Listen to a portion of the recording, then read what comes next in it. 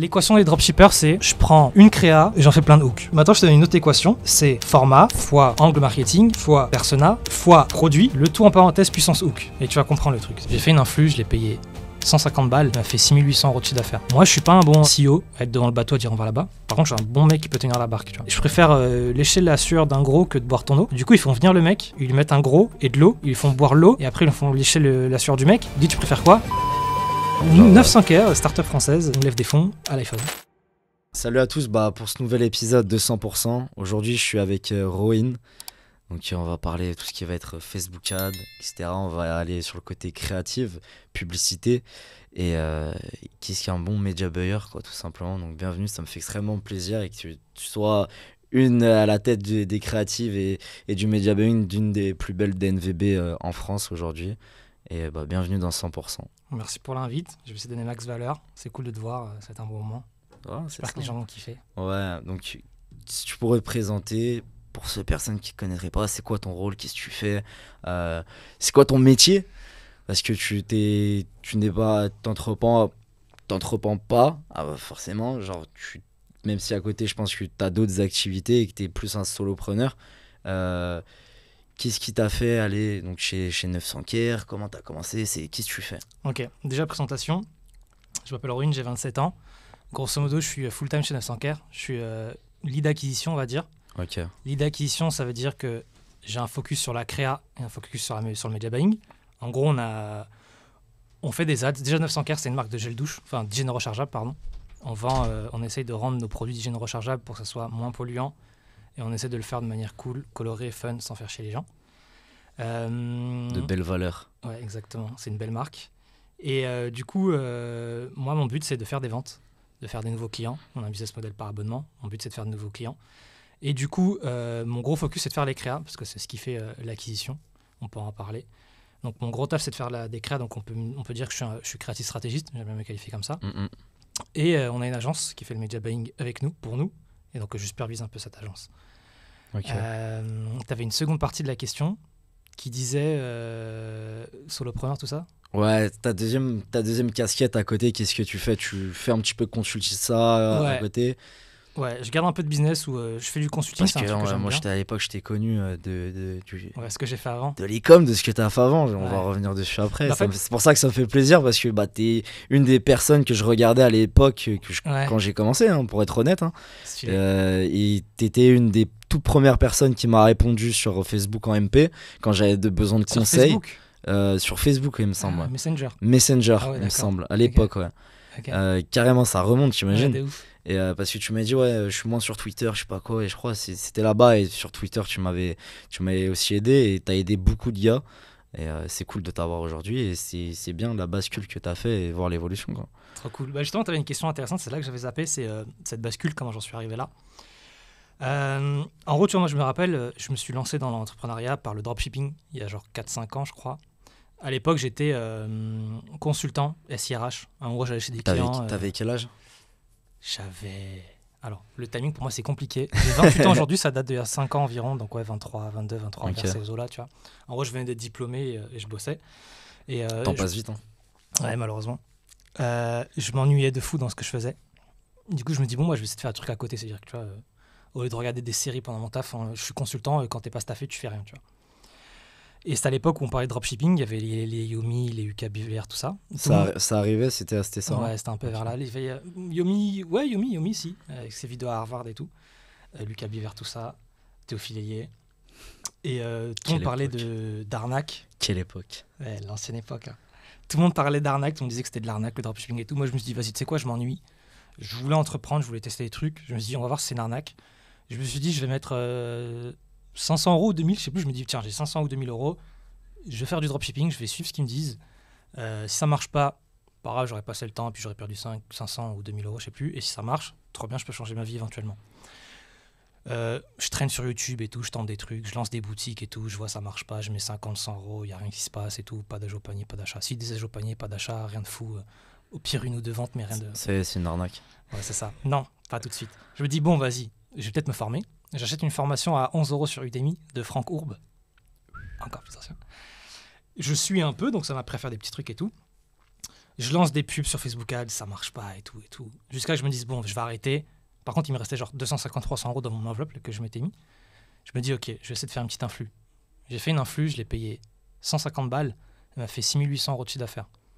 Et là, j'ai pris une tarte. Je me dis, j'ai mis 150 balles, j'ai fait 4 bénéf en un jour, un placement de 24 heures. J'entends schling, schling, schling. Je me dis, oh là, ok, bordel. Solide, c'était notif Shopify, ça allait schling, schling. Et là, c'est le déclic, tu te dis, en fait, c'est possible. Tu vois. C'est là que tu te dis, c'est possible. Tu vois. Tu peux faire des trucs, tu peux gagner de l'argent en dehors de ton taf. Tu vois. T'avais un taf ou t'étais vraiment que étudiant? J'avais un taf. Ok, J'étais consultant. Ok, un vrai taf plein. Un taf full temps, plein temps. CDI, CDD? CDI, genre. Consultant SIRH, je gagnais bien ma vie. Je gagnais 42K par an. C'est un bon salaire quand je sors d'école. Ouais. Mais juste, je me faisais chier. Okay. Et du coup, j'ai fait les deux en parallèle. J'ai saigné le dropshipping pendant 6-7 mois. Genre, je faisais des heures de fou furieux. Je me levais à 5h30. Je me couchais à minuit. J'ai tenu 6 mois. J'ai poussé ce truc en drop et tout. J'en ai fait une marque. C'était une marque de cosmétiques capillaires, une petite marque.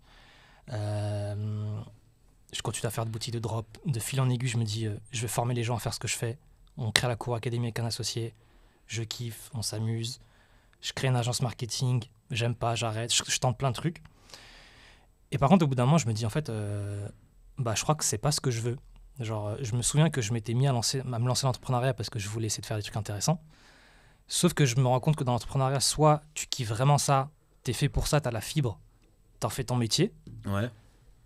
Soit c'est vraiment compliqué parce que t'as des hauts et des bas. Le dropshipping, ça apporte pas trop de valeur. Il vaut mieux créer une marque ou en faire un truc vrai, tu vois, en faire un vrai truc. Et donc, dans cette période-là, je me sentais un peu mal. C'est-à-dire, c'était après Covid. Ma marque, elle avait chuté.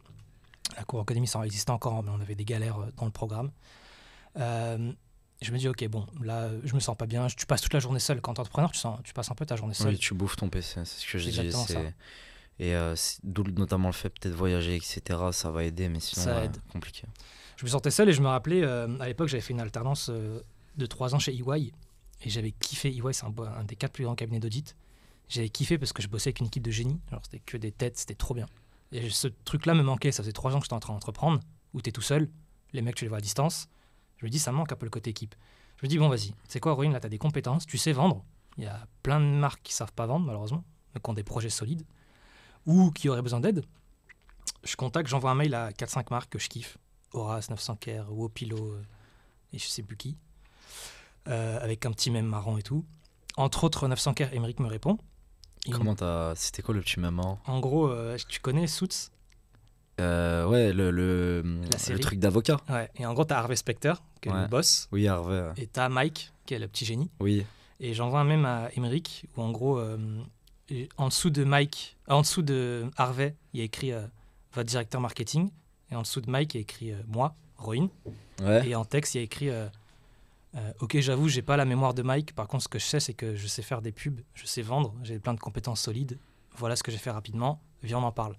Il me répond, il me dit j'ai kiffé ton approche, ça tombe bien, on a un besoin. J'ai vu que tu avais une société, viens, on fait un mois en freelance. Je dis let's go. Je fais un mois en freelance, j'arrive, je kiffe, genre l'équipe. C'est quoi les résultats? Ça prend direct? Banger de fou. Banger. Ouais, franchement trop bien. Enfin, t'as mis quoi en place? Quand t'arrives, t'as analysé le truc. Ouais. Déjà quand j'arrive, j'analyse le truc et je vois qu'en fait c'est pas du tout les mêmes façons de faire qu'en dropshipping. Nous en dropshipping, le but c'est de vendre, c'est sale. Eux c'est une start-up, c'était assez propre, mais ça vendait quand même. Et encore, ils n'ont pas les créas 900Care de base, ils faisaient pas des créas giga propres, c'était déjà assez propre. Enfin c'était assez efficace. Tu vois. Ouais, les créatifs, pour ceux qui savent pas, c'est tous les formats qui vont être dépensés en pub. Donc par exemple, si tu as un format 9/16e, etc. Voilà, merci. En gros, c'est une pub. C'est une pub. C'est une image. C'est le nom de la pub. Quoi. Voilà, créative égale pub. La pub que tu vois.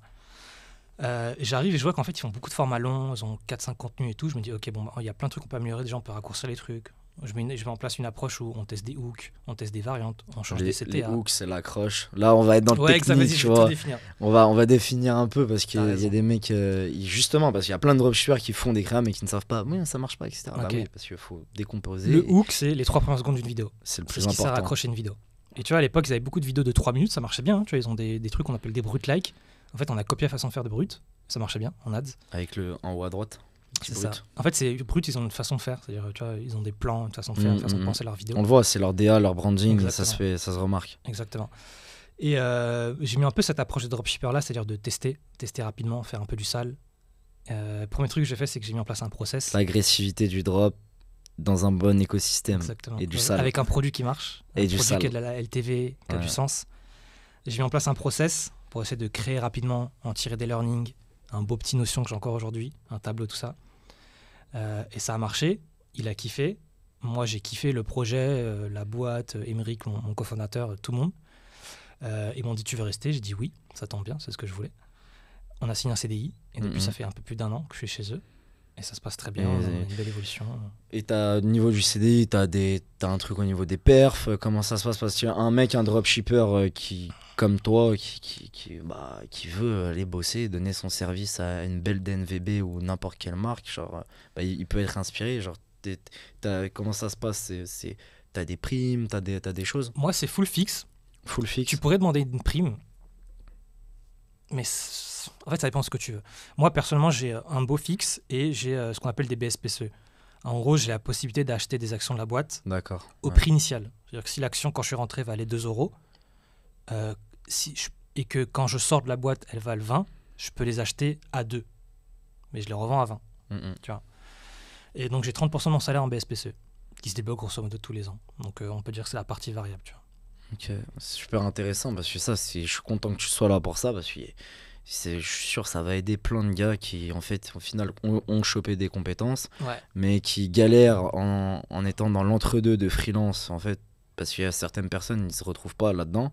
Et alors, les gars, si vous n'êtes pas fait pour entreprendre ou vous ne voulez pas le faire, parce que ce n'est pas la seule façon de réussir et pas l'objectif de tout le monde, et c'est pour ça que dans 100%, il y aura tout type de personnes. Allez en CDI, faites un truc super clean. C'est super important ce que tu dis et c'est ce que je ressentais. Je sais qu'il y a des mecs qui ont mon profil, dropshippers, qui ont fait non, de ils ont l'argent. trop d'ego pour l'avouer. Ouais, exactement. En fait, moi, pareil, j'ai pas d'ego de base, mais je me disais, bon, tu vois, je suis un peu public, tu vois, sur Twitter, etc. Oui. Je me dis, les gens, ils vont dire quoi? Ils vont dire que j'ai échoué, tu vois. Oui. Comment je vais expliquer que non, j'ai changé d'avis? Et puis même, changer d'avis, c'est pas un échec. Enfin, de toute façon, un échec, ça n'existe pas. J'ai juste eu l'humilité de me dire, je suis pas le meilleur entrepreneur, je suis pas le meilleur, tu vois, la métaphore du bateau. Un entrepreneur, il est sur le bateau devant, il dit go, on va là-bas, tu vois. Il pilote, il sait pas où il va, il dit juste on va là-bas, tu vois. Et t'as le mec qui tient la barre, il dit attends, il y a un caillou, on va vite fait l'esquiver. Attends, il y a ça qu'il faut corriger de là, tu vois. Moi, je suis pas un bon CEO à être devant le bateau à dire on va là-bas. Par contre, je suis un bon mec qui peut tenir la barque, tu vois, et qui peut faire de bonnes créations, qui peut faire de bons trucs. Donc je me dis soit je continue à m'entêter à entreprendre, j'aime pas ça, il y a des hauts et des bas. Je taffe beaucoup alors que c'est pas ce que je veux. énormément aléatoire. Hein. Ouais.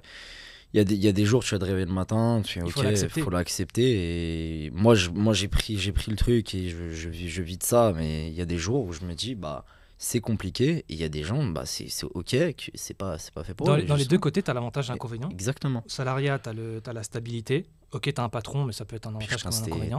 T'as quand même un beau fixe quand même. Oui, je suis bien payé pour ce que je fais. Tu as peut-être moins la récompense de ton taf.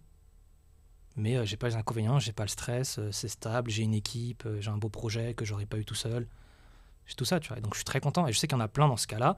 Les gars, vous avez des compétences, allez les donner à des projets qui ont du sens, si c'est ce que vous voulez. Si vous voulez pas entreprendre, si vous voulez pas des hauts et des bas, vous n'êtes pas spécialement amoureux de l'argent, vous n'avez pas spécialement un projet de fou, juste mettez votre ego de côté. Vous dites pas que les gens ils vont vous dire que vous avez échoué parce qu'au contraire, il y en a en vrai qui envient ma place. J'ai plein d'entrepreneurs qui me disent en vrai, je kifferais être à ta place. Parce que moi, je me fais chier un peu. Donc, soit tu es entrepreneur et tu es fait pour et tu le sens, tu le sais.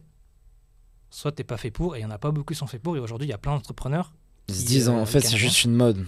Il y a un truc, c'est une mode. Et c'est pas facile, entrepreneur. Tout le monde dit 1000 euros et tout. Non, c'est pas facile. Non, mais il y en a combien réellement qui gagnent comme il faut de l'argent?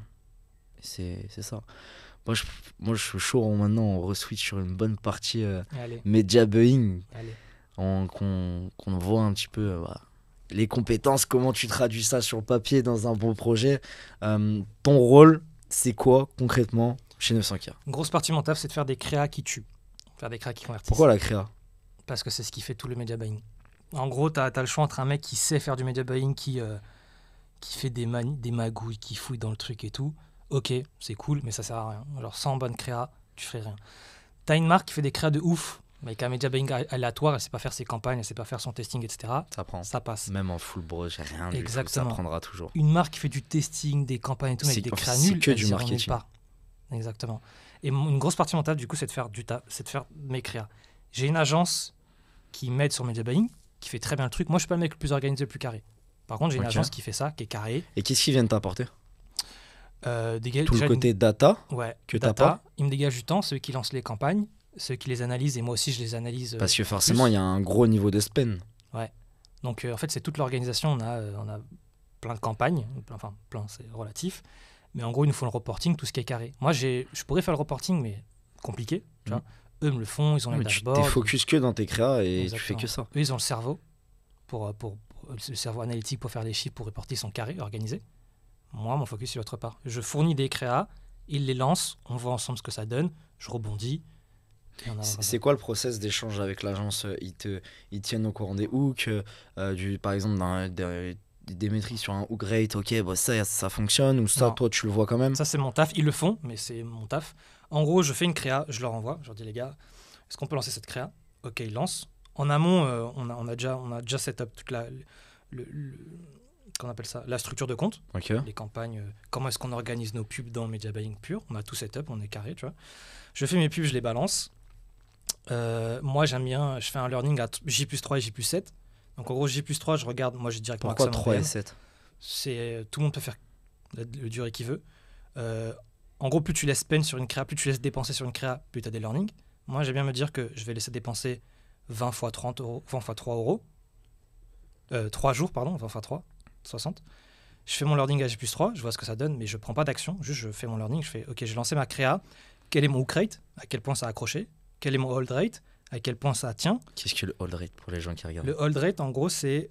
donc, on a dit que le hook rate, c'était les 3 premières secondes de la vidéo. C'est ça. Ça sert à mesurer l'accroche de ta vidéo. Le hold rate, c'est les 15 secondes de ta vidéo. Et en gros, moi, ma façon de calculer le hold rate, c'est quel est le pourcentage des gens qui ont regardé les 3 secondes, qui ont regardé les 3 secondes, mais qui ont aussi regardé les 15 secondes. Je peux le calculer différemment, et moi, je le fais comme ça. Et donc, en gros, ça permet de mesurer un peu, après ton hook, comment est-ce que ta vidéo attire l'attention. Est-ce qu'elle est bien montée, est-ce qu'elle est dynamique, etc. Exemple, j'ai un hook rate de 30%. Sur 100 personnes qui ont vu ma pub, il y en a 30 qui ont regardé 3 secondes. Si j'ai un hold rate à 50%, sur les 30 personnes qui ont regardé ma vidéo, les 3 secondes, il y en a la moitié, 15, qui ont regardé les 15 secondes. Donc tu vois, je mesure ça. Le CTR, le CPC, le CTR, le taux de clic, le CPC, combien est-ce qu'un clic m'a coûté, le CAC, combien est-ce qu'un achat me coûte. Globalement, c'est à peu près ça. Donc à J+3, Ok. à J+3, j'analyse ça. Je prends pas d'action. Je me dis pas si je coupe là, j'ai un hook rate nul ou un CPC nul, en général, je prends pas d'action. On fait rien. Regarde, fais rien. Je regarde. Ok. Et au pire, si j'ai un hook dégueulasse, je sais que je vais vite faire l'améliorer. C'est quoi un hook dégueulasse pour toi en dessous de 30? Un hook dégueulasse, c'est en dessous de ta moyenne. Ok. C'est ce que tu peux dire. En France, la moyenne, on dit qu'elle est de 20. Chez nous, elle est de 30-40. Mais grosso modo, prends la moyenne de ton compte. Si elle est à 20, t'as fait 22, t'as fait un bon hook. En gros, tu fais mieux que ce que tu fais. Puis si vous voulez des chiffres, moi, c'est 30 mon hook et 30 à peu près Ça ma moyenne. provoque le hook d'en face. Sous la vérité, notre moyenne de hook, il est à 40. Mais bon. Non, en fait, ça dépend. Donc, C'est énorme, Guérande. ouais, on fait des bons hooks. Après, on a un produit qui parle et tout, mais bref, il y Oui. a plein de raisons. Ça joue aussi. Donc, je fais une analyse à J+3, et après, je fais une analyse à J+7. Et à J+7, je me dis déjà, c'était quoi l'évolution par rapport à J+3? Est-ce que le CPM a baissé, le CTR est resté stable, ou qu'il a bougé ou quoi? Qu'est-ce que ça donne? Quelle est la répartition sur différentes tranches d'âge? Comment est-ce que la créa spend sur des 18-24, des 24-35, etc. Tout ça, et là, je prends une décision. Cette créa, soit elle n'a pas marché, et on va essayer d'en faire un learning. Pourquoi elle n'a pas marché? Toujours faire un learning. Pourquoi elle n'a pas marché? Est-ce que j'ai un hook nul? Non, mon hook était bien, il était à 35. Le hold, par contre, le hold, il est à 15. Ok, qu'est-ce qui se passe après 3 secondes? Pourquoi? Tiens, à un moment, ce plan, il est trop long. On parle trop longtemps du dentifrice. Ok, bah, je vais peut-être essayer de couper ce plan-là, le raccourcir, et je vais la relancer. Donc, si une créa ne marche pas, on fait des learnings. Qu'est-ce qui ne marche pas? Pourquoi ça ne marche pas? Qu'est-ce que les chiffres disent? J'en fais une interprétation en fonction de ces chiffres. C'est une interprétation qui est basée sur mon expérience. Vieux hold, je vais essayer d'améliorer les 5 à 15 secondes qu'il y a, tu vois. Je relance la vidéo, la V2. Qu'est-ce que ça a donné? Relearning. Est-ce que c'est mieux? Est-ce que c'est pas bien? Si c'est pareil ou pire, poubelle. Ce concept, la poubelle, cette vidéo poubelle. Si c'est mieux, ok. Est-ce que cette V2, elle est assez bonne pour que je la scale? Ou est-ce qu'elle est pas bonne, par contre, elle est meilleure? Auquel cas, est-ce que j'en ai tiré un learning? Est-ce que je peux faire encore mieux? Ça, c'était le scénario si ça marche pas. Si ça marche, on la balance directement dans notre campagne de scale. Et sur mon tableau, mon notion, je me suis noté que cette créa, elle est bonne. Voilà pourquoi elle est bonne, pour quel indicateur. Voilà pourquoi elle scale. Pareil, j'en fais une V2. Elle marche, est-ce que je peux faire mieux? Toujours essayer de faire une V2. Que ça marche pas, faire mieux. Et généralement, le cas où c'est le plus relou, ce qui arrive souvent, c'est qu'elle est à la fois pas ouf, pas dégueu. elle est moyenne. Tu vois. Dans ce cas, je vais quand même Qu'est-ce faire qu'on une en V2, fait d'une créa moyenne? C'est la bonne question. Et là, c'est toi et ton feeling. Soit, je pense que soit tu as assez de créa dans ton pipe, et même les créas moyennes, tu te dis, je vais pas la scale, je vais essayer d'en faire une V2. Soit tu n'as pas assez de pipe, ou c'est un produit tout nouveau que tu pousses. Soit tu n'as pas assez de créa dans ton pipe, et c'est un tout nouveau produit que tu pousses, et tu la gardes. Tu acceptes d'avoir un CAC inférieur à ce que tu fais d'habitude. Après, tu as un CAC cible, un coût d'acquisition cible, combien est-ce qu'un client te coûte. Et auquel cas, tu la laisses tourner, mais tu l'améliores. Donc ça dépend de tes KPI. Ça, c'est un peu, je ne sais même plus pourquoi on parlait de ça, mais ça, c'est un peu mon process pour comment est-ce que j'analyse mes créas. Si on te demandait c'est quoi le process avec mon agence. Donc ça, en gros, l'agence lance les créas. Moi, je fais mes analyses au niveau de la créa. Et eux, toutes les semaines, ils font une analyse globale. Voilà combien on a dépensé sur tel canal. Voilà quel est le CP moyen, quel est le CTR moyen, le CPC. Comment est-ce qu'on est par rapport au CAC. La big picture, tu vois. Ok. Et voilà. Ok, donc là, on a tout ton taf, tout ton rôle, comment ça se passe, le roulement entre les deux. Et donc tu parles de scaler. Qu'est-ce que c'est scaler pour toi? Et comment on scale comme il faut sans que des fois tu augmentes des budgets, mais ça ne suit pas derrière les résultats? Scaler, ça veut dire dépenser plus de budget en marketing, grosso modo. Tu as deux manières de scaler. Ouais, on va dire deux. Tu as soit j'ai une créa, elle performe bien, elle dépense 100 € par jour. Je vais me mettre à dépenser beaucoup plus dessus. Donc techniquement, tu as plein de façons de faire. Soit je rentre dans les détails. Ouais, on est là pour ça. Tu as plusieurs façons de faire. Soit On bouffe du Facebook, de la créa, du media buying, on est là pour ça. Soit tu es en ABO et tu peux maîtriser faut que j'utilise ABO. Ouais, des Ouais, préférences. je vais faire comme ça. Soit tu es en ABO, donc ça veut dire que tu maîtrises la dépense de ta créa, grosso modo. Auquel cas, dans ton testing, tu étais à 100 € par jour. Tu te dis, vas-y, je vais monter le budget, on va passer à 1000 € par jour. Soit tu n'es pas en ABO, tu es plus en CBO et grosso modo, tu laisses l'algo dépenser sur ta créa. Auquel cas, tu vas plus mettre ta créa dans une campagne de scale CBO et tu vas laisser l'algo dépenser sur tes créas. Moi, je fais comme ça pour en reparler. Donc ça, c'est une première façon de faire, c'est monter le budget de ta créa. Deuxième façon de faire, c'est peut-être pas monter le budget d'une créa, mais multiplier le nombre de créas que tu as, le nombre de messages. Exemple, j'ai sauté chelou. On vend des jet douches à recharger. Les produits, tu peux les vendre sous plein d'angles différents. Tu peux dire que ton jet douche, il est rechargeable. Tu peux dire que ton jet douche, il est livré à la maison. Tu peux dire que ton jet douche, il est écolo. Tu peux dire que ton jet douche, il est agréable. Il y a plein d'angles possibles. Imaginons que cette créa, elle marche bien. On dit que le jet douche, il est rechargeable. Donc, c'est écolo. Donc, les gens retiennent que c'est un jet douche rechargeable et écolo. Je l'ai scalé, j'ai monté le budget. Mais je me dis, vas-y, je vais peut-être reprendre la même créa. Change un peu le message pour que ça devienne une créa où je parle non pas du fait que c'est un jet douche rechargeable en priorité, mais que c'est un jet douche qui est livré chez toi pour 3,50 € et qu'en plus il est rechargeable, tu vois. Donc là, ça change la donne, ça change l'angle. Et là, du coup, je rebalance cette créa et du coup, j'ai à peu près la même créa avec deux messages. Et du coup, c'est une façon de scaler. En gros, c'est scaler par le message, quoi. C'est-à-dire que dans le premier cas, je vais m'adresser à des gens qui sont un peu sensibles au sujet de l'écologie, parce que je parle d'écologie. Et dans le second temps, je vais peut-être m'adresser à des gens qui sont pas spécialement sensibles à l'écologie, mais qui sont un peu des flemmards et qui sont intéressés par le fait d'avoir un gel douche livré chez toi pour 3,50 €. Tu vois. Donc, tu as monté le budget d'une créa ou multiplier le nombre de créas que tu fais. Et après, si on parle plus loin, tu peux faire plus de produits pour encore faire plus de créas. Pour avoir plein de... Tu vois, nous, on dépense sur du gel douche, du dentifrice, du kit essentiel, du kit, du shampoing, etc. Tu vois. Plein de petites créas sur plein de produits. Façon de scaler. Ouais, c'est intéressant parce que t'es vraiment full, enfin tu regardes un petit peu la data, mais pour toi ça s'explique tout par des faits et en fait ça s'invente pas. La data elle veut dire quelque chose. Oui, bien sûr, t'as des angles marketing, tu les respectes, tu testes des choses et en fait c'est comme on voit, c'est de l'A/B test constant. Et c'est quoi ta routine toi au niveau pour trouver des bonnes inspi créa? Comment elle vient? Genre, ok, parce que là maintenant on sait comment fonctionne une bonne créa, comment on a vu la partie scaling, etc. Comment ça tourne, c'est quoi ton process chez 900Care ou même en prestation à côté ou quand tu apprends aux gens. Maintenant, c'est comment tu crées une bonne créa, entre guillemets, comment tu fais pour avoir une veille constante, d'où viennent les idées pour construire ça et avancer. Ok. D'abord au niveau de l'idée, déjà, tout le process de création commence par l'idée. Tu as deux façons de rechercher tes idées. Tu as ce que j'appelle la recherche passive et la recherche active. La recherche passive, c'est là, je suis en chemin sur le studio, je sors TikTok, je scroll. Et le but, c'est d'essayer d'avoir le réflexe. T'arrives à te perdre? Ouais. Ah ouais, c'est dur, hein. Bah, c'est mon but, c'est mon Moi, métier. le petit. Quand tu te perds aussi, je fais t'éduques ton algo, tu sais, tu restes appuyé dessus, Ouais. tu fais Ah, ne. mais perdre de niveau d'algo Ah comme oui, ça. ouais, tu sais, parce que Non. quand tu scrolles, ça va? T'arrives à rester focus? Non, je me perds pas. Enfin, Ah c'est-à-dire ouais que ça reste mon algo. Putain, moi, c'est dur. Hein. Enfin, tu veux dire quoi par focus? C'est-à-dire Bah, l'attention ou... ouais, l'attention, en gros, tu vas pour travailler un petit peu, Ah. comprendre et tu dérives. Moi, c'est tu pas vois. pareil, c'est mon taf. Donc, si je dérive, c'est mon taf. Hmm. De dériver sur mon TikTok. Oui, mais t'arrives à avoir le recul et dire pourquoi j'ai dérivé. Ouais. Ah, pas tout le temps. Si, ça devient inconscient. Enfin, Ok. peut-être que je dérive, je m'en rends pas compte, Ouais. mais à chaque fois que je vois un truc, c'est le réflexe qu'il faut avoir si tu veux être un bon créatif stratégique. Ok. À chaque fois que tu vois un truc, pose-toi la question pourquoi t'as accroché. Bon, tu vas pas le faire tout le temps. ça. Hein? Tout le temps, c'est c'est ce qu'il faut faire. ce qu'il faut faire. Et surtout sur les pubs, quand tu vois une pub, tu dis pourquoi j'ai accroché. C'est quoi look? Qu'est-ce qui se passe au début? Qu'est-ce qui se passe après? Ils essaient de s'adresser à qui? C'est quoi le format? Est-ce que c'est un UGC? Est-ce que c'est un micro-trottoir? Est-ce que c'est une statique? Qu'est-ce qui fait que ça a marché? Pourquoi ils font ça? Et ça, c'est la recherche passive, c'est-à-dire que tu tombes dessus sans t'en rendre compte. Et pareil, regarde pas que tes pubs, regarde ce qui se passe en organique. Exemple, micro-trottoir. Je crois qu'on a été un des premiers à faire ça en France. Et l'idée... J'ai pas tardé. Hein. Exact. Mais toi, tu as fait beaucoup fait en organique, pas en ads. Oui, parce que Ça ça dépend les projets, mais... C'est ça. En ads, on a été Oui. les premiers. Et en gros, comment est-ce qu'on a sorti cette idée? C'est simple. C'était à l'époque où il y avait tous les mecs de Pour combien je te touche en bas, là. Et si tu réfléchis, tout ce qui perce en organique, À Châtelet.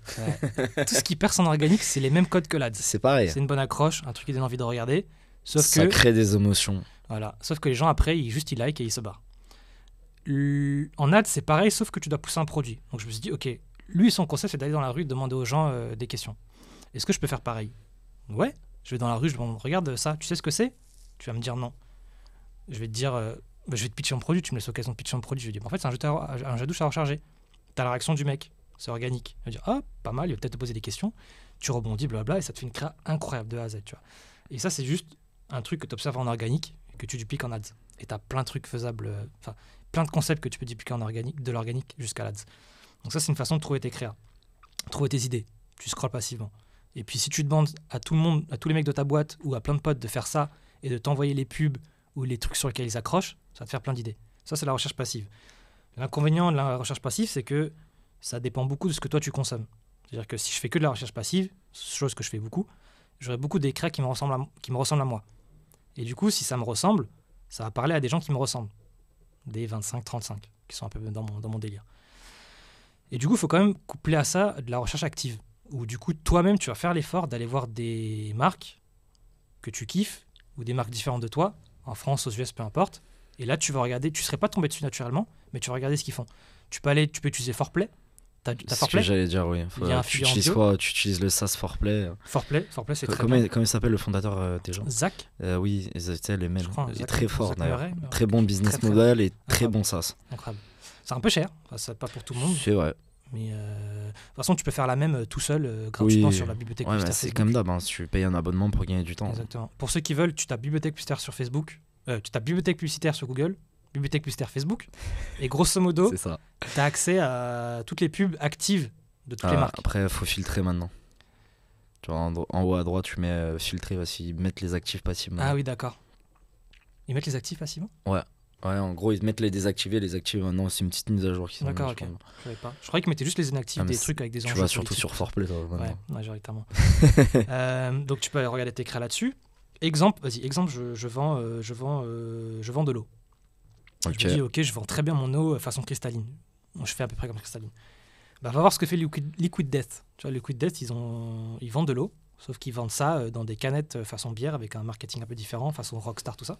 Tu tapes Liquid Death sur la bibliothèque publicitaire, tu verras qu'il y a une créa où ils font venir un mec qui a commenté sur une pub qui dit votre eau, je préfère lécher la sueur d'un gros que de boire ton eau. Du coup, ils font venir le mec, ils lui mettent un gros et de l'eau, ils lui font boire l'eau, et après ils lui font lécher la sueur du mec.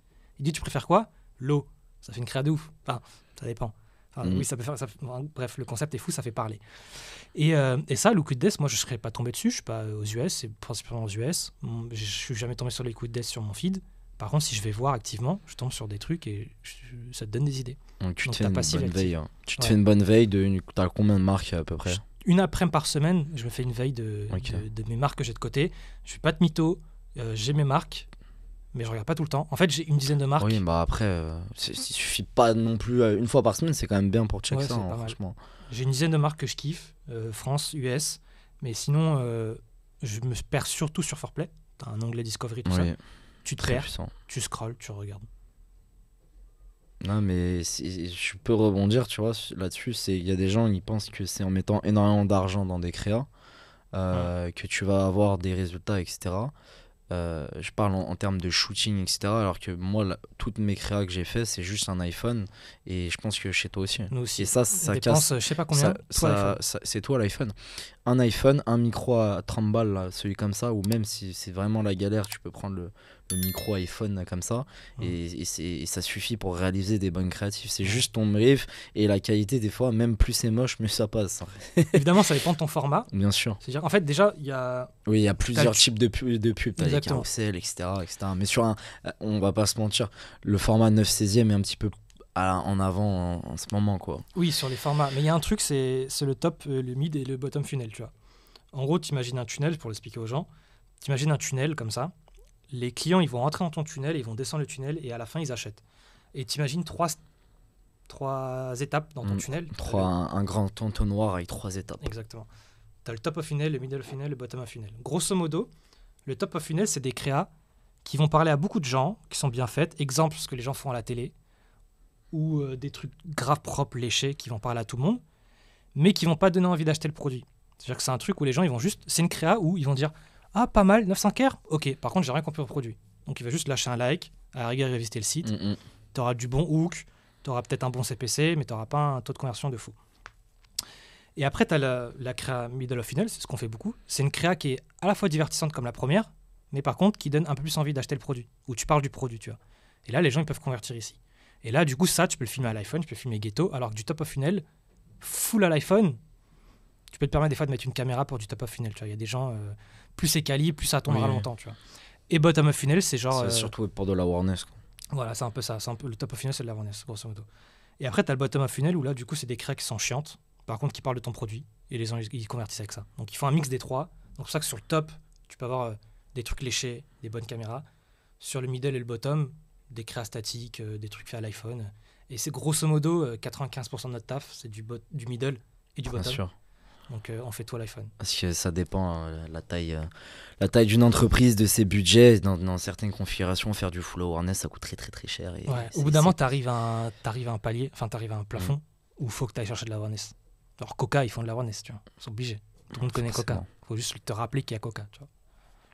Forcément, après, c'est pas encore une autre catégorie. Hein. Et un mec qui fait de l'e-com de lui-même, genre le dropshipper moyen, bah dites-vous, vous êtes tout en bas du funnel et vous êtes dans le truc de devoir être rentable en trafic froid.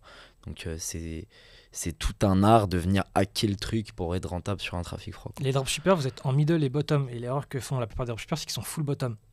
Ils mettent des créas où juste ils parlent du produit et c'est pas forcément chiant.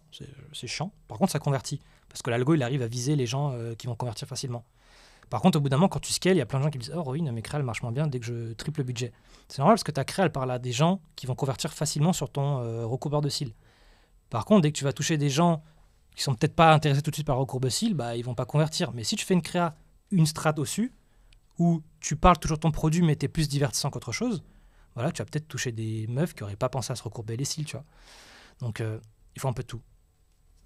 Non, mais franchement, ça fait du bien d'entendre ça. Parce que, et que tu puisses expliquer tout ça. Parce que ce qui est bien, c'est que tu as l'expertise et tu l'appliques tous les jours. Et tu as le bon message à ces personnes-là qui n'arrivent pas à trouver la documentation. Et en fait, en France, il y a vraiment un néant.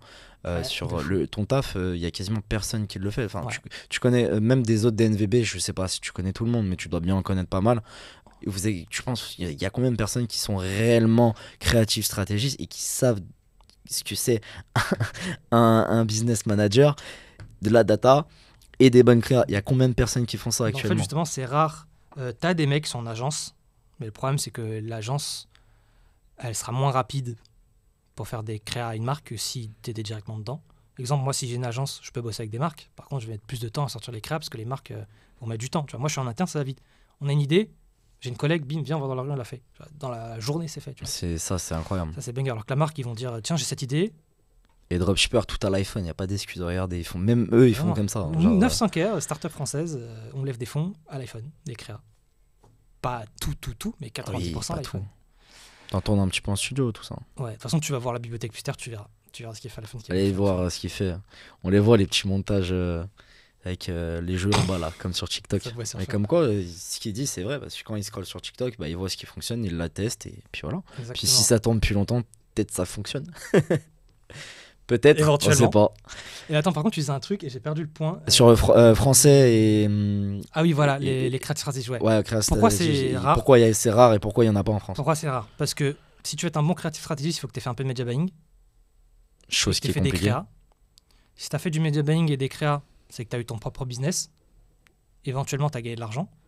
Si tu as gagné de l'argent, peut-être que tu continues toujours ton business. Donc en fait, les mecs qui savent faire des créas, ils ont soit leur propre business, soit ils sont dans une agence qui ont eu un client qui a accepté de leur confier de l'argent pour qu'ils fassent leurs premières expériences, soit il n'y en a pas. En fait, le problème juste d'un bon créatif stratégiste, c'est que soit il a dépensé de l'argent et il en a gagné, sauf que la plupart des gens qui sont dans ces situations-là, ils ont leur propre business ou leur agence, soit tu as rejoint une agence et on t'a fait confiance et on t'a donné de l'argent. Et donc, dans les deux cas, il y a peu de monde sur le marché du travail. Mais je sais qu'il y en a, parce qu'il y a des dropshippers qui sont encore en train de faire du dropshipping en Italie, qui gagnent 500 € un jour et qui en perdent 300 un autre jour et qui sont bloqués Stripe et qui en ont marre et qui se disent ok, bah genre, t'as des compétences, va les donner à des marques qui ont du. Tu peux très bien gagner ta vie, tu peux t'amuser. En plus, t'as Dans donné d'autres le marques, tips que t'as donné le tips de comment t'es rentré en contact avec ces Voilà, marques-là. fais le même. Genre, fais le même. Fais un le culot. même, envoie des mails, fais ce que tu veux. Envoie des juste, mails, fais ce que tu veux. Et juste puis prospecte même, bien. puis même si tu veux faire ça en freelance à côté, j'en suis sûr que ça se fait. Hein. Ouais, ça se fait, il y en a. Mais c'est de plus en plus rare. Et en fait, les créatifs stratégistes en agence, ils sont moins forts. Il y en a qui sont bons, mais ils sont moins forts parce qu'ils font plein de clients différents. Donc en fait, ils sont plus déconnectés du business. ils sont un peu bons sur du vêtement, un peu bons sur de la beauté, un peu bons sur du garage. Moi, je suis excellent dans 900K, tu vois, parce que j'ai tous mes learnings. Normal, c'est un effet cumulé. Et puis même, t'as les réunions, t'as les feedbacks de tout le monde. Ouais. Enfin, Moi, j'ai tout en interne. T'as genre, tout, et on est plus réactif. Donc, je sais qu'il y en a, ils peuvent aller en interne, dans l'annonceur, et faire des dingueries.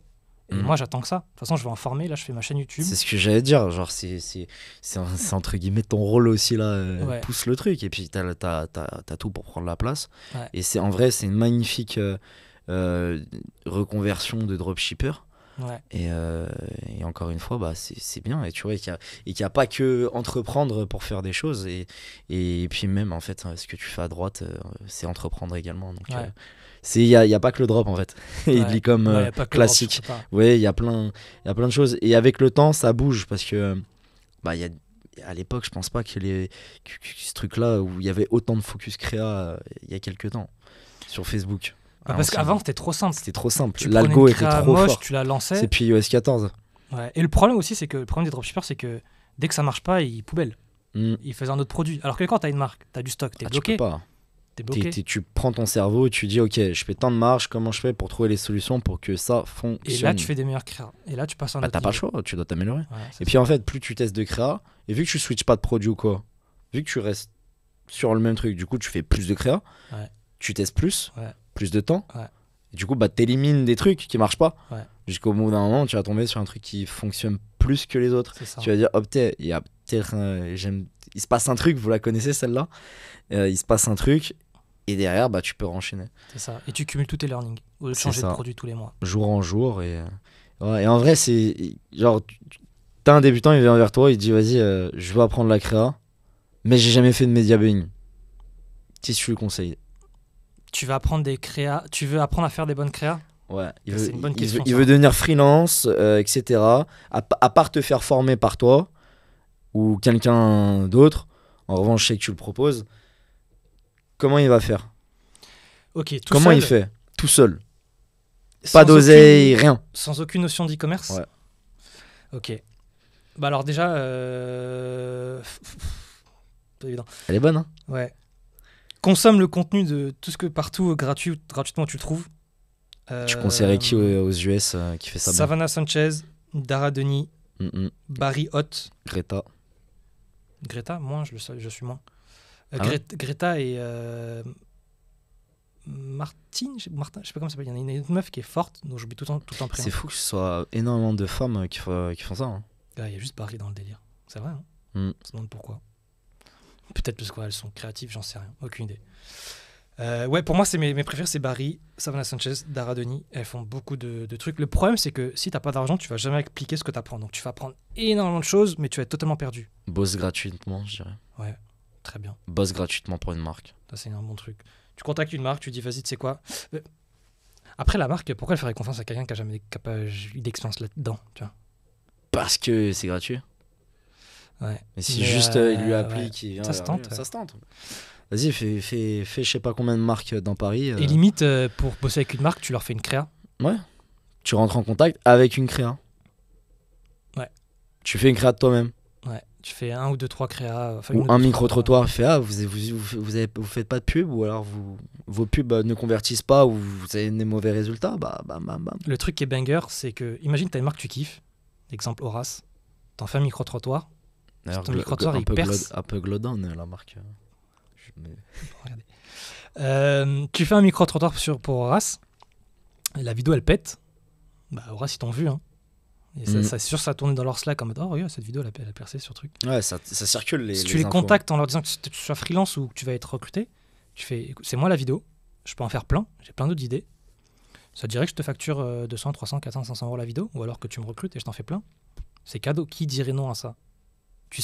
Ils ont pris imagine, t'as créé le talent vient à la marque en fait. Même le travail, on est même pas obligé d'avoir un talent. Genre, oui, t'as bien fait ton truc, ta vidéo elle fait 1 million de vues en organique.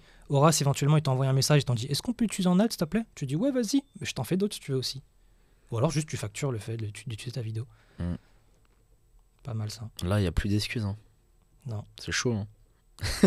Faut juste kiffer faire ça. Mais en gros en fait c'est un taf de fou. Moi je kiffe parce que t'as un impact de fou. C'est-à-dire que si sur demain, le business, ouais. Si demain je fais rien, je me laisse aller, le business il chute et ça me met une pression. Par contre, si demain je cartonne, le business il croît et je sais que c'est grâce à nous.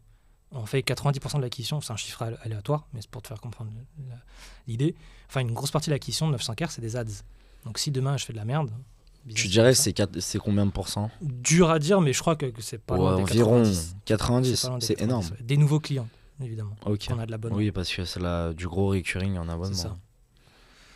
Donc ouais, si demain je fais de la merde et quand je le fais, ça se sent. Et au contraire, quand j'en fais beaucoup, c'est courbe de fou. Bah, t'es au début en fait.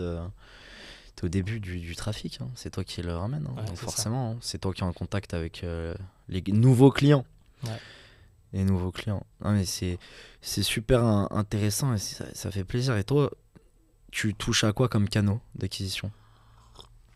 Moi, je fais les créas, donc c'est Meta et TikTok. Google, il n'y a pas besoin de créa, c'est mon agence qui gère. Donc c'est Meta, TikTok. YouTube, on fait vite fait du short. T'en as déjà fait toi, même à côté? Non, moi personnellement. De toute façon, une fois, c'est ce qu'on disait tout à l'heure, genre, que ce soit Facebook ou TikTok par exemple. Ouais. En fait, une fois que tu comprends, mais une fois que tu comprends ce qui fonctionne, faut juste adapter la plateforme. C'est-à-dire que une fois que tu comprends les mécaniques, c'est bon. Par contre, après, il faut comprendre les codes de la plateforme. Par exemple, la même créa sur TikTok, elle pètera pas en Reels, généralement si, mais elle pètera pas en story Snapchat par exemple, tu vois. Enfin, en placement Snapchat. Donc, il faut juste comprendre les codes de la plateforme.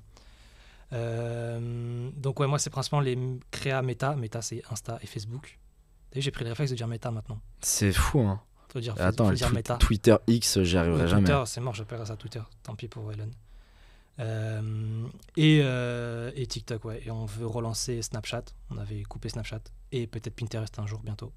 Pinterest, il y a beaucoup plus de marques qui s'y intéressent. Et apparemment, quand tu tournes, c'est beaucoup plus stable. Ouais, moi, je tournais en drop à 1KD pendant 3 mois. Sans changer les créas. C'est fou quand même. De CA. Non, niveau stabilité. Ouais. De toute façon, il faut juste bien s'adapter au truc. Et c'est comme tout. Il y a des gens qu'on fait.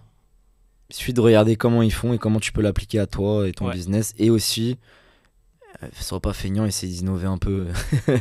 c'est quand même bien. En fait, t'as deux choix. Soit tu copies ce qui se fait, ça marche. Par contre, c'est toujours à la traîne.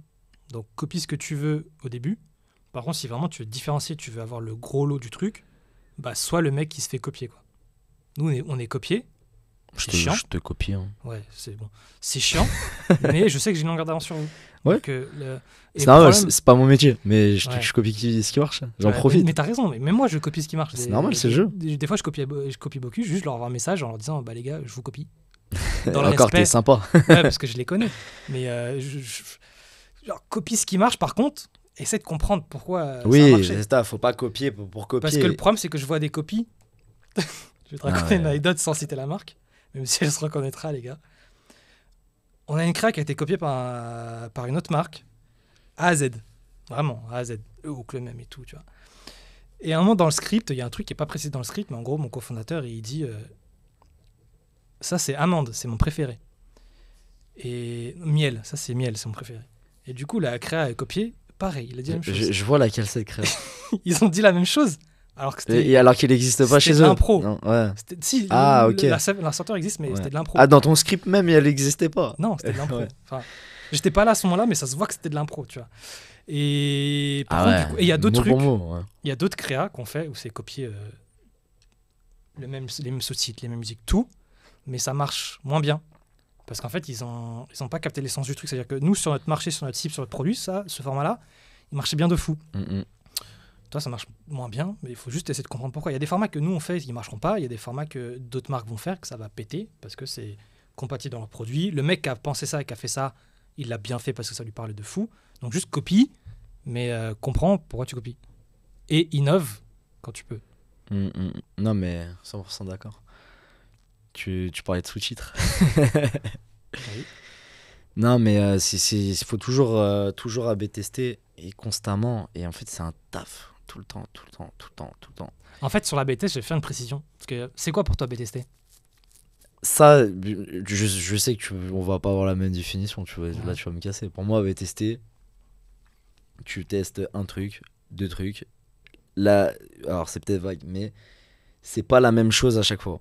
Alors en gros, si je teste un truc, il faut pas que je teste d'autres choses en même temps. C'est je teste un truc comme il faut et je le compare à un autre. Exemple dans une vidéo. Et t'as certains sites où tu peux calculer et voir tes trucs d'A/B test un peu plus quand tu fais du média. Mais moi personnellement, Ouais, les j'utilise pas ça. statistiques Voilà, significatives. moi j'utilise pas ça personnellement. Je suis à l'ancienne, je suis en bois. C'est le jeu.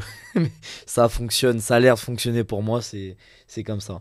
Mais oui, je fais un seul truc comme il faut et je le mets en comparaison avec un autre. Ok, je vais rebondir là-dessus parce que j'ai eu un learning et ça a pas mal changé ma vision du truc.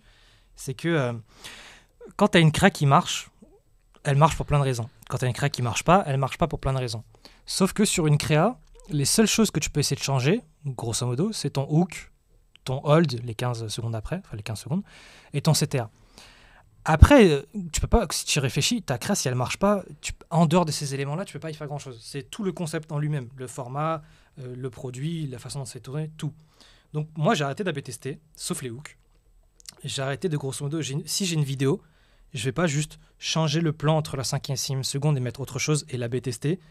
Il y a de grandes chances que j'en tire pas grand-chose qu'en learning, et même si j'en tire un learning, c'est trop faussé, c'est peut-être pas significatif. Exemple, ma version B marche mieux parce que je dégageais le 5-6%, la seconde 5 et 6, mais genre le hold il va être à 25,7 au lieu de 25,1, tu vois. Et donc c'est pas assez, c'est pas remarquable. Donc j'ai arrêté de tester mes petits éléments comme ça. Quand je fais un A/B test, c'est parce que j'ai une hypothèse et que je veux vérifier cette hypothèse ou non. Exemple, je me pose la question de est-ce que le fait de cracher le dentifrice améliore mon hook? Bah, je fais la même vidéo, dans l'un je crache, dans l'autre je crache pas, et je regarde juste mon hook rate, c'est tout. Peu importe les autres stats, parce que les autres stats vont changer, je regarde juste le hook rate. Et en effet, c'est la seule chose que j'ai changé, c'est mon hook. Donc est-ce que le hook rate est mieux? Oui, non. Si c'est mieux, il n'y a pas à chercher, c'est mieux. Donc moi je teste juste quand j'ai une hypothèse. Quand j'ai pas d'hypothèse, je m'amuse pas à faire 3-4 versions et les A/B tester. Juste je prends mes 3-4 versions, si j'ai eu 3-4 idées de hook, de plans différents, je balance ça ensemble et je regarde sur quoi Facebook a décidé de spend. Et généralement, s'ils spend 75% sur une créa, c'est que pour des raisons obscures, mais que tu peux essayer de comprendre, ça marche mieux. Et donc, au bout d'un moment, ne cherche plus à comprendre. En gros, la leçon de tout ça, c'est une créa, si elle marche pas, tu peux pas y faire grand-chose en dehors de changer le hook, le hold et le CTA. C'est tout. Donc, ça sert à rien de... j'ai compris au bout de 2-3 ans d'A/B test que c'est pas vrai. Tu vois. Juste changer la couleur de ton bouton, la musique, l'animation, le rythme, le mot, ça change rien. Ouais, ça reste du 80-20 tout de même, ouais. Dans cette logique-là. Même du vin, ouais. Pas sûr du vin, tu vois. Ouais. Je sais pas, sur un site, ok, tu changes la couleur de ton produit, tu as 0,01 de conversion en plus, ça se vaut parce que c'est un site. La créa, tu as amélioré tu as amélioré ton clic de 0,01 parce que tu as dégagé un plan et du coup ta vidéo elle est un peu plus rythmée, j'en sais rien, bah ok, mais ta vidéo au bout de 2 semaines elle tournera plus. Tu l'auras essoufflé, tu vois.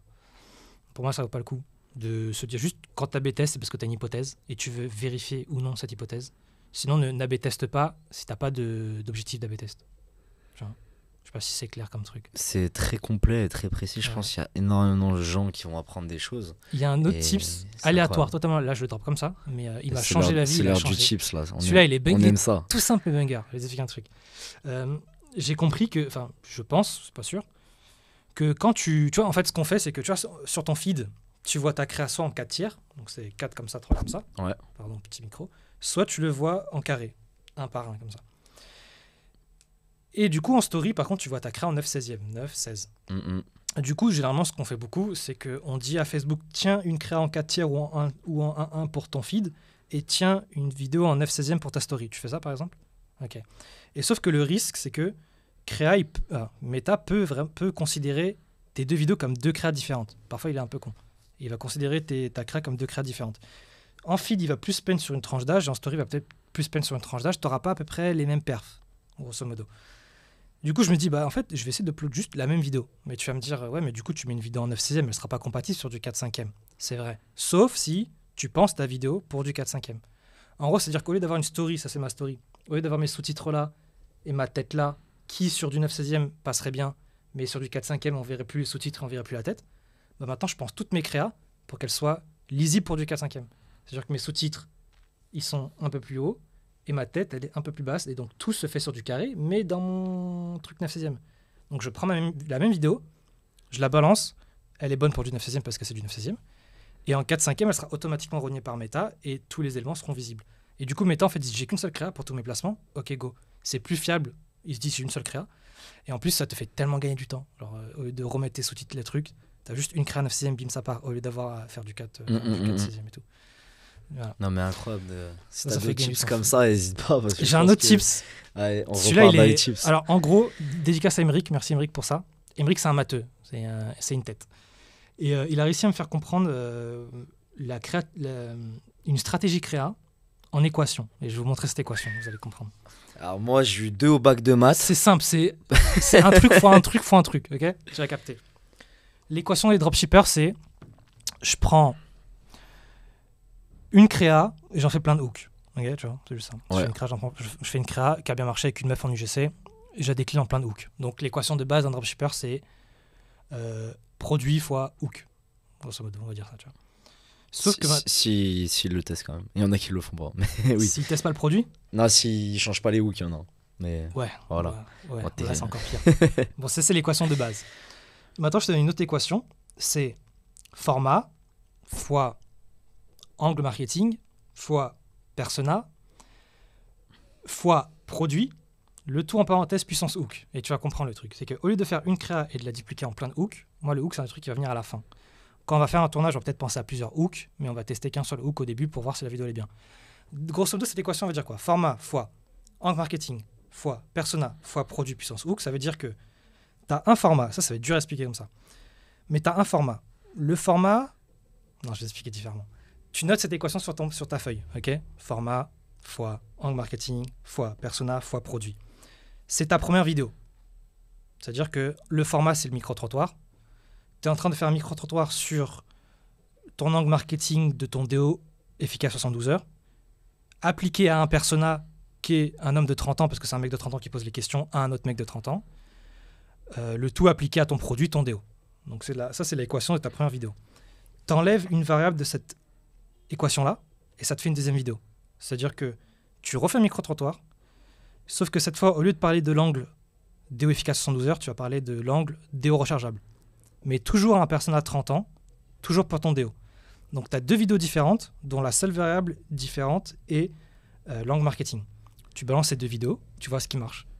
Et là, si c'est la première vidéo qui marche, tu sais que c'est dans le contexte de ce format-là de micro-trottoir appliqué à ce persona-là de 30 ans pour ce produit-là, le déo, eh ben, c'est l'angle marketing efficace 72 heures qui gagne sur déo rechargeable. Tu vois. Et donc en fait, le but, c'est de trouver chaque winner dans chaque équation. Quel est le meilleur format pour ce persona-là? quel est le meilleur persona pour ce format-là, quel est le meilleur angle marketing pour ce persona-là appliqué à ce format-là, tu vois, et quel est le meilleur produit à vendre dans ce format-là pour ce persona-là, pour cet angle marketing-là. Et seulement quand j'ai trouvé mon meilleur format appliqué à mon meilleur angle marketing, appliqué à mon meilleur persona, appliqué à mon meilleur produit, là, je fais des looks différents. Tu vois. Incroyable. Il faut faire un dessin. Mais grosso modo, comprenez juste que... Vous comprenez ça. Ouais, Reculez si de t'es 2 chaud, tu minutes. me l'enverras et on peut le mettre au Vas-y, montage je suis ou chaud. quoi. Je sais pas si ça Mais, te parle. De ça là, Ouais, c'est complexe pour moi. ouais. Là c'est vraiment poussé et là on voit en fait. Alors c'est tout bête. Mais moi ma position, et t'as le retour du mec qui reprend, qui est sur le truc, n'a pas le temps d'aller pousser ça pour avoir ses résultats. C'est pour ça que c'est intéressant à un moment donné que quand t'es dans un de tes business, bah tu délègues à quelqu'un qui sache faire ça. Là, c'est vraiment la Mieux que toi. granularité, c'est-à-dire que je décompose le truc, et ça me permet de multiplier mes créas à un nombre infini, quasiment, enfin pas infini, parce que j'ai juste à changer une variable de l'équation. Exemple, je peux prendre l'exemple de Kanaya. Ouais, tu peux. C'est quoi le langue marketing que tu kiffes donner aux gens dans un micro-trottoir? C'est quoi le premier truc que tu dis? C'est le micro-trottoir, ça dépend le truc, mais c'est plutôt, ouais, allez, vas-y, la douleur. Ok. On va dire la douleur. Généralement, un angle marketing d'une vidéo, c'est le premier argument que tu dis. Tu vois, si je te dis, je vends cette eau, elle est fraîche, mais en plus elle hydrate, tu vas sans doute retenir d'abord qu'elle est fraîche et qu'ensuite elle hydrate. Si je te dis, regarde, cette eau, elle hydrate et en plus elle est fraîche, tu vas d'abord retenir que mon eau, elle hydrate plus qu'elle est fraîche. Tu vois. Donc le premier argument que tu évoques généralement dans une créa, c'est l'angle marketing de ta créa. Toi, tu as dit les douleurs, c'est ça? C'est ça, la douleur. Et je vais dans la rue avec une meuf de 20 ans, je vais interroger des meufs de 20 ans. En parlant d'eau. Vas-y. Je vais dans la rue avec une meuf de 20 ans pour interroger des meufs de 20 ans Ouais. en disant que mon patch, c'est un patch? Ouais, c'est ça. Ouais, patch. Mon patch atténue les douleurs. Ça fait l'équation patch fois persona de 20 ans fois micro-trottoir fois atténue les douleurs. Et ben dans la même journée, tu vas réinterroger la même personne, sauf que cette fois, au lieu de lui poser la question sur des trucs liés à la douleur, tu vas lui poser des questions sur d'autres choses. Tu vois, je sais pas, je connais pas trop le produit, je sais pas quels sont les angles. Et du coup, là, en fait, tu as deux vidéos, tu as deux équations, sauf que là, tu vois, c'est juste appliqué simplement. C'est juste, tu as changé ton angle marketing. Et là, tu reprends ton angle douleur, sauf que au lieu de poser la question à une meuf de 20 ans, tu vas poser à une meuf de 50 ans. Mais c'est toujours le même angle. Ouais, est-ce que vous avez eu des douleurs là, Voilà. ouais. Et Au après, plus si au tu veux passé. vraiment pousser le truc, là, tu as vu que c'est quand tu parlais aux meufs de 20 ans et que tu leur parlais de règles douloureuses que dans ton micro-trottoir, ça marchait. Et bien cette fois, au lieu de faire un micro-trottoir, fais-le pour du GC. Et c'est ce que tu fais inconsciemment. Sauf que tu Oui, le vois pas. inconsciemment, mais là, c'est la bonne métrique, c'est le bon truc qui a été appliqué, Voilà. mais ce truc-là est vachement lourd. C'est et- des Lego. Ouais, Tu c'est les des Lego. imbriques. Hein. Et tu vois lesquels marchent mieux, lesquels Oui. marchent mieux. Et à la fin, tu as un train de Lego, que le bon format, sur le bon angle, sur le bon personnage, sur le bon produit. Et après, le Lego, tu le changes un peu et t'en fais un hook différent. Mais tu as ta combinaison gagnante. Tu vois. Magnifique. Franchement, bien complet. Ça serait quoi, toi, tes derniers gros conseils? Genre, je sais pas si t'as un truc dans la vie Dans ou le- comment t'améliorer, genre une persuasion, une learning à donner à des mecs qui étaient en e-com ou genre au toi d'avant. Tes grands conseils, c'est très large, c'est très vaste, c'est ce qui te vient à l'esprit, quoi. Dans la vie, c'est ne faites pas de l'argent votre métrique numéro 1, sauf si vous êtes un psychopathe de l'argent. Mais des psychopathes, il n'y en a pas tant que ça. Il y a des mecs qui peuvent vivre, être heureux juste parce qu'ils font de l'argent. Auquel cas, t'es un peu un psychopathe, mais ça me va. Mais généralement, l'argent, on peut en parler, mais l'argent ne fait pas le bonheur, ça participe. Mais si tu es coincé dans l'entrepreneuriat parce que tu crois que tu vas faire de l'argent et que tu fais de l'argent, ok, mais tu seras jamais heureux. Donc la métrique numéro 1, ça doit être ton bonheur. Et ton bonheur, il n'est pas lié à ton argent, il peut l'être, mais pas que. Donc trouve la bonne équation, là je reparle d'équation. Trouve ce qui te rend heureux et La généralement, même c'est pas que équation, là. l'argent. Et tu remets une autre équation à l'argent. J'espère que je ne les ai pas rendu fou avec cette équation. Mais on la dessinera. Non, on la dessinera, je la mettrai au montage, je dirais. Ouais. Je dirais ouais, d'y mettre au montage, mais c'est lourd de ouf. Et je pense qu'il n'y a pas eu une intervention comme ça, en tout cas sur de la créa en France. Donc je suis bien content Ça fait plaisir. t'avoir eu. Et concept de 100%, c'est comme d'hab, inviter des gens qui font, qui ont des compétences et dans tout milieu. Tant qu'ils ont des choses à dire, des vrais conseils, des choses applicables, ils sont le bienvenu ici. Et je sais pas si t'as 2 invitations à lancer, un truc comme ça. C'est Des un gens à truc te conseiller chaud. Ouais, des gens, s'ils sont chauds de passer, William qui pourraient kiffer. de Bocu, Avec grand plaisir. le Et mec qui des- fait les créas Lily Skin, Ah oui, oui. Je sais pas oui, qui oui. c'est, je crois que c'est EMF. Non, mais il doit avoir quelqu'un, Lily Skin. EMF, ouais, c'est très très lourd. Sinon, EMF, Fares, mais il est dans l'obscurité et là, il fait ses propres trucs. Et, Mais William, ça paraît pas mal. jamais échangé avec Fares Sheikh, toi, t'as beaucoup échangé avec. Ouais. Il t'a bien appris. Il est très très bon, Très, très, très très bon solide. humain, très fort. Je me souviens à l'époque, il était passé, il avait fait une intervention. À la Coro, Tu l'avais ramené. masterclass. Hein. Et il dit, écoute-moi, si tu me crois, si je te dis que j'ai encore les notes. C'est possible. Et parce que j'étais passé à l'époque dans son truc avant de rester et m'envoler de mes propres ailes dans mes projets. Donc tout ça maintenant. Et on se retrouve avec un beau panel. Et moi, j'ai compris que je vivais pour l'entrepreneuriat et mes projets. Et c'est comme ça. Et en tout cas, ça me fait extrêmement plaisir de t'avoir aujourd'hui. Stylé, Si merci on pour m'avait l'invite. dit ça à l'époque, peut-être je C'est l'aurais ouf, pas hein. cru. Ouais. On Et, évolue tous dans des chemins différents, mais on se retrouve. C'est ça, c'est magnifique. Bah écoute, comme d'hab, sponsorisé par Sendshort, checker tout ça, le Très bon outil podcast. Sendshort pour gagner du temps sur les montages. Toi, tu l'utilises plus sur uniquement la partie sous-titres, je pense, parce qu'il y a Oui. une vidéo longue, etc.